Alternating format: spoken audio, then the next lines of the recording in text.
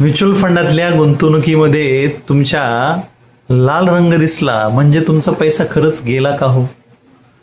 बघा, समजा तुम्ही 1,00,000 रुपये गुंतवलेले आहेत आणि या 1,00,000 रुपयाचे 85,000 आता स्क्रीनवरती तुमच्या दिसत आहेत, म्हणजे तुमचा 15,000 रुपये तोटा झाला असं म्हणायचं का?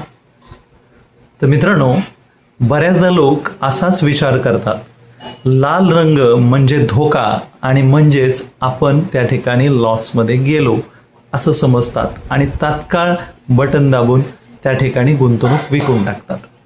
मला सांगा की त्या ठिकाणी जोपर्यंत तुम्ही ती गुंतवणूक विकत नाही तोपर्यंत तो जो काही लॉस तुमचा दिसतोय, तोटा दिसतोय, तो केवळ कागदावर आहे आणि कागदावरला तोटा म्हणजे खरा तोटा नाही.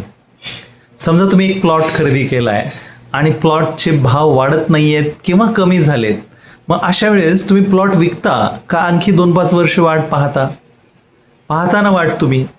म्युच्युअल फंडाचं पण तसंच आहे.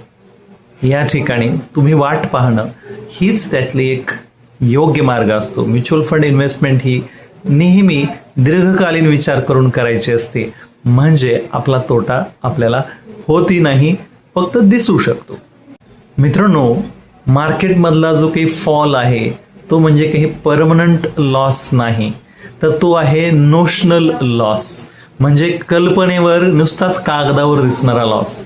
जोपर्यंत तुम्ही सेल बटन दाबत नाही तोपर्यंत तुम्ही सुरक्षित आहात असाही तुम्ही त्या ठिकाणी विचार करू शकता. शेवटी गुंतवणूक हा तुमच्या भावनेचा आणि विचार करण्याचाच खेळ आहे.